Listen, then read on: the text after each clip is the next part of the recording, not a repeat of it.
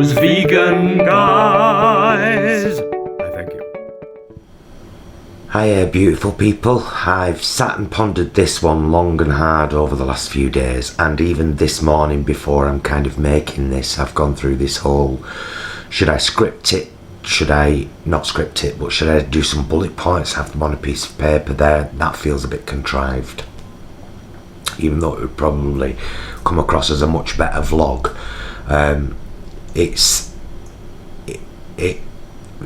I'll just get on with it, shall I? So, quite a few people were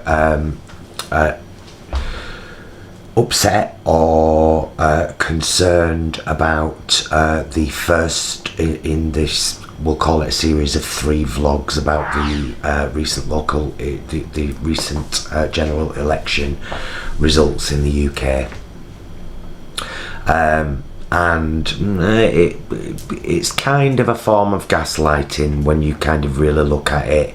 Anybody who has followed this channel, even just in the last 6 months, knows that Jason and I are a married queer couple, so we fall under the LGBTQ canopy, and that we are very liberal people. So of course we have a problem with conservatives, and having had the time to kind of think about that and quantify that, because I don't like to hold anything against it. Like, I don't like Boris Johnson. I think Boris Johnson is an absolute muppet, just like Trump. Trump has said some disgusting things in the last couple of days about a guy called Dingle who died and had kind of full honours in America because he was one of the longest serving members of Congress, and so he got full honours, and Trump did this whole thing, you may have seen it on YouTube already, at one of his rallies where he was lying for a start, saying that Dingle's wife, Debbie Dingle, phoned him and said, oh thank you, and where he actually phoned her, and this filthy kind of politics is kind of taking hold now. That's why I referenced the Trump thing there, because I'm no fan of Trump. I think Trump is an absolutely vile and disgusting human being, just like I do Boris Johnson. They are made of the same cloth. They are saturated with nepotism and cronyism. Look at what's just happened with the House of Lords. 2 people appointed from the Conservative Party, one who was voted out and one who left, and that's the same kind of tactic that Trump has been using in America, trying to appoint people into positions of power to enable him to do what the hell he wants, which goes very much against the Constitution, and I think we're very much about to see that in this country now. But why am I upset with conservatives? Can we talk about section 28 for a minute? You see, 2 kinds of people voted Conservative in this last election: lifetime Conservative supporters, and many people who had voted Labour their entire lives but had been brainwashed. You were brainwashed by the media and the press into believing that a vision like Jeremy Corbyn's wasn't possible and was stupid, and this is old politics. But old politics is now becoming disgusting and filthy, because let's acknowledge at least that the entire Conservative Party platform here in this country was to try and undermine Labour. It wasn't to talk about what they were going to do, although, you know, let's not forget the 40 hospitals, 6 by 2030, I believe. Whereas Labour's tactics were to say, we can do this. We can do this. This is a vision for something different, which treats all humans equally and puts the planet first and foremost as well. And people didn't vote for it because they wanted Brexit done. So no, I can't respect that. I can't respect that because the largest majority of voters for Conservatives were 64 plus. I mean, talk about the inability to plant trees you'll never sit under, and how incredibly selfish that is. I'm a 50-year-old man, and I would be delighted, and I'm speaking metaphorically and physically. I would like to see millions of trees planted that I know I will never sit under, because it's not. I'm not so short-sighted that it's all about me and my bubble. It's about the next generation and the generation after that. It's about them too, and it's about doing what's best for them. And we didn't do that. So why do I have a problem with lifelong Conservative supporters? Because if you supported the Conservative Party in the 80s and you voted for them, then you voted for Section 28, which held 15 years of power in this country, and it was 88 to 2003. It held a hell of a lot of power in this country, and its shadow is still very evident today. And what it was forbidding the discussion of homosexuality in schools in any way, shape or form.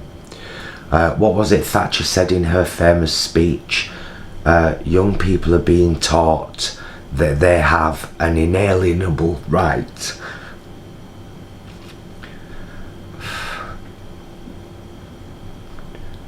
to be gay, as if that was a bad thing. Well, if you think that was a bad thing, then how can you possibly support me and Jason or this channel? Because we're gay. And I missed Section 28. I was out of school by then. But when I think about what that did, not only to not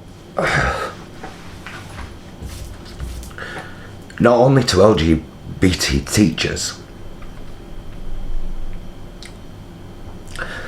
but to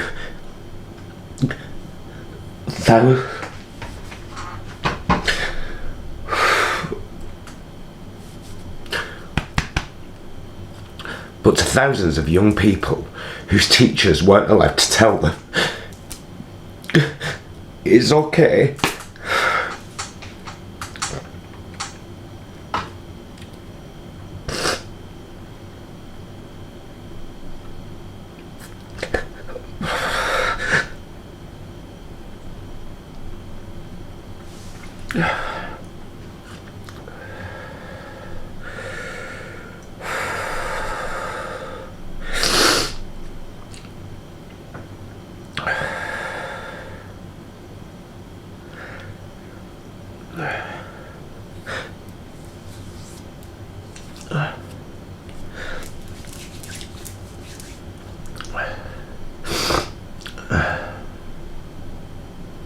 And when for most of your life you've been made to feel like a second-class citizen because of being under that canopy of LGBTQ, one of two things happens to you. You either accept it or you don't.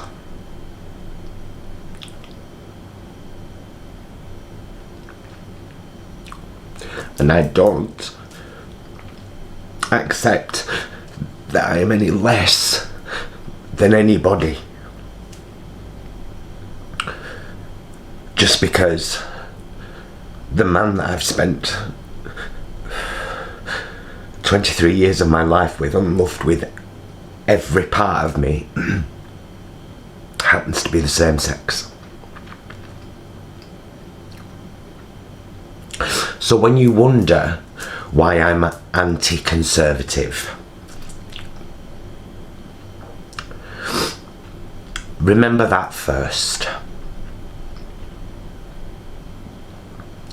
And remember the last 9 years of austerity. See, it's not just that you who once supported him and have turned for this election, and you are lifetime supporters of the Conservatives. It's not just that you ignored Jeremy Corbyn, you ignored thousands of voices from the NHS, doctors and nurses, pleading with you not to vote Conservative. You ignored, was it 177 or 188 top of the range, fully qualified economists saying that Jeremy Corbyn's manifesto, it's not about Jeremy Corbyn, Labour's manifesto was definitely the best thing for this country.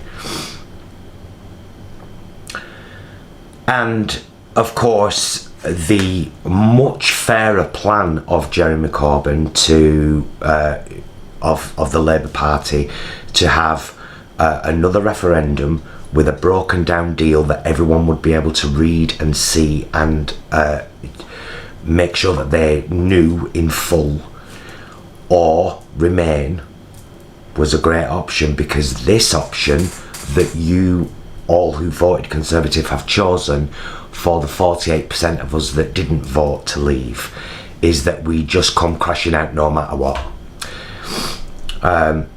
What we've also done, and you've got to start thinking about the brevity of these kind of things, guys, all of you have.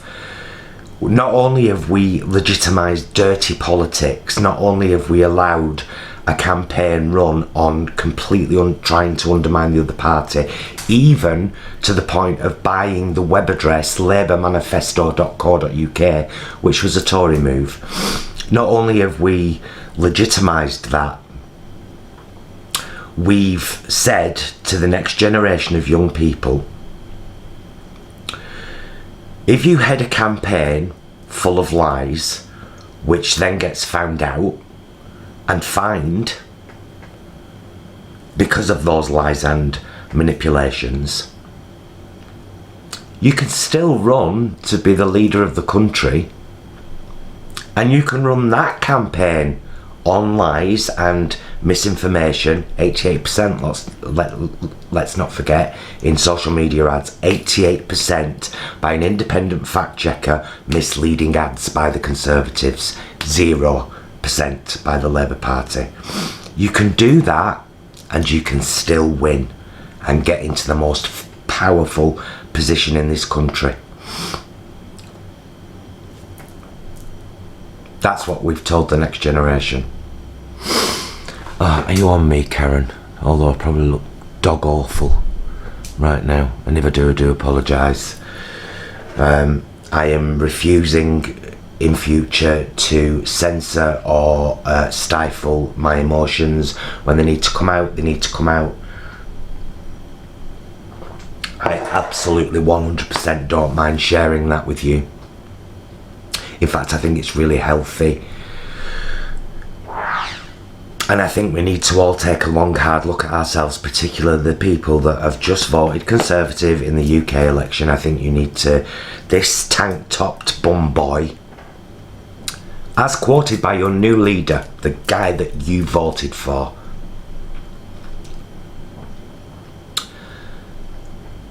is horrified at what I see in the world at the moment, horrified at what's acceptable, horrified at how much pomp and farce there is in politics, and no realism, no grassroots, no so little humanity. So it's like clapping, banging monkeys in a room. It's ridiculous, and we allow it. And we allow campaigns based on lies, and we allow world leaders to stand on podiums and rip into the longest service Congress people in America, whose wife is still grieving his loss. And that's all okay. See, what we accept in others, we accept in ourselves, and I will not accept this. I will not, and I do not accept this. This is not how politics should be. But our chance to change it has gone, at least for 5 years. The Conservative Party is already backtracking on many of its promises. Already the reality of what you voted for is beginning to show, and all I can say is I really hope you're happy. Should you stay a member of this channel, not if you don't want to, I will respect you as a human being, but I will never respect your politics when they have tried to hurt and suppress me and my kind. It would be completely nonsensical to do that. Do I accept world leaders who act disgracefully on the world stage? Absolutely not. I don't even accept country leaders who don't brush their hair before going to Parliament. Come on, Boris. Do you know what I mean, man? Just disgusting and despicable what we humans are allowing to happen.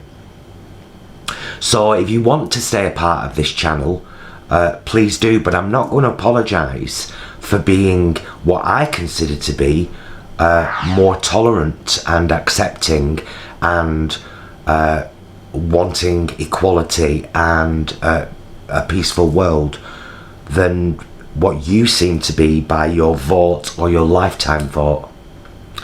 There comes a time when it's not about Conservative, Labour or Liberal, it's not about Democrats or Republicans, it's about human beings and what we allow to happen on our watch, what we allow to be done in our name, who we kick down for having vision and for wanting better and wanting more for us all. People are talking right now about, oh yeah, the Labour Party did this wrong and they need to modernise now and change tactic. Really? Or do people need to wake up and start taking in all of the world that they live in and refusing to accept that which is clearly wrong? Maybe that's what needs to happen. No apologies for this one. I am devastated and in some ways seething. If you've been a lifelong Conservative supporter, you've voted for my oppression.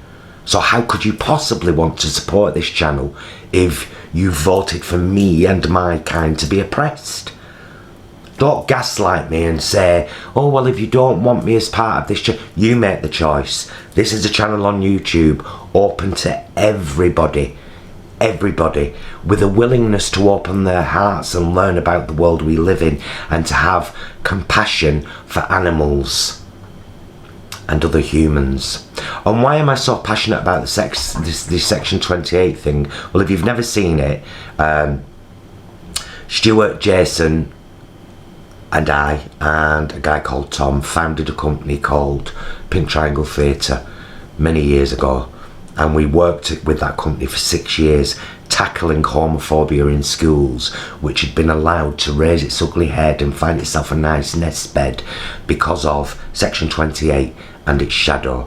I'll post the link to the show up there. Myself and Jason are in it, two fabulous guys, Jay Bradley and Lee Eakins, who were part of our cast at the time. It's quite an emotive one, that one as well, because it was filmed 2 weeks after my dad died.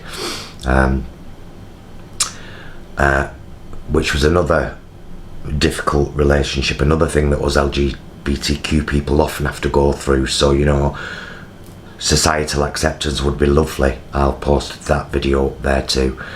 I'm done with politics. Let's get on with Christmas. I'm not sorry if this video offends anybody, because I haven't tried to offend you. I've spoken my truth from my heart about my life and the world that I want to live in with all of you. Simples. Thank you. Be excellent to yourselves and each other.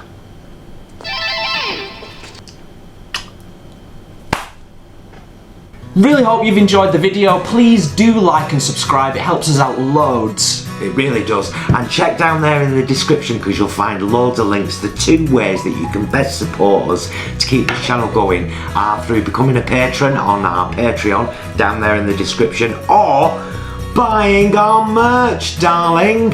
Fabulous link down there. We deal with a fabulous vegan company called Vegan Original. Check it out, guys.